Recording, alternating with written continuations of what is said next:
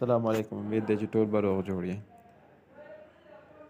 ملګرو په موبایل باندې به پروفیشنل سی وي څنګه جوړوئ د کانوا ایپ په ذریعه باندې.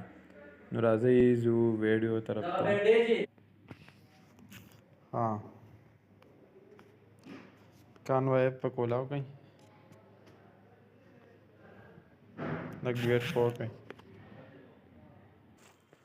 کانوا ایپ په اوپن کړئ، سرچ کې به ورکئ سی وي دا به سرچ کړئ. ها دا کتی شي دا سی وي راواغستی. ستاسو چې کومه سی وي خوښئ تاسو هغه ځله جوړولی شئ. دا کتی شئ دا پکې ډېر شی دي. ها زه پکې فرض کړه دا کولاوم دا سی وي.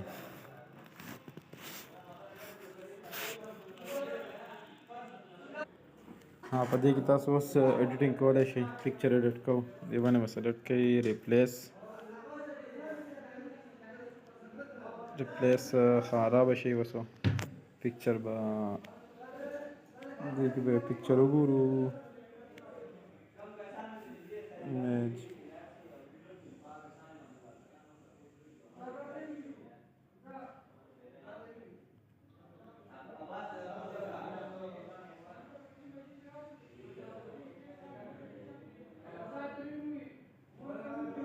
بس که زه به دا راګورم.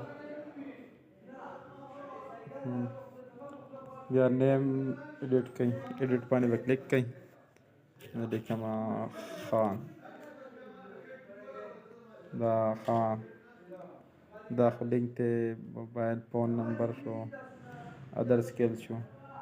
بیا به راشئ ورک ایکسپیرینس، څومره ایکسپیرینس وي، کوم ډپارټمنټ کې یا پرایویټ جاب کړی هغه ایکسپیرینس. دلته ایجوکیشن شو، په کوم چې کلیک کوئ بس دا ایډیټ کېږي. تاسو بیا ځانه ایډیټ کولی شئ. ها سرټیفیکیشن څه څه مو کړي، ټیک ده. دا بالکل اسانه طریقه ده. په دې طریقه باندې تاسو ځانه پروفیشنل سی وي جوړولی شئ. دا بیا ډاونلوډ کړئ. دا به اوس څنګه سیو کوو، دې باندې به کلیک کوئ او ډاونلوډ، بیا ډاونلوډ. دې ته به اوس لږ ویټ کوو چې دا ډاونلوډ شي. ها دا موږ سره اوس څه شو، سی وي ډاونلوډ شوه. راځئ اوس یې چک کوو. لاړ به شئ فایل منیجر ته.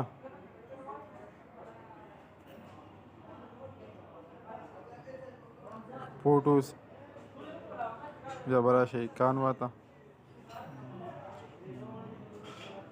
په دې کانوا کې به دا سی وي ستاسو ډاونلوډ به اوپن کړئ. دا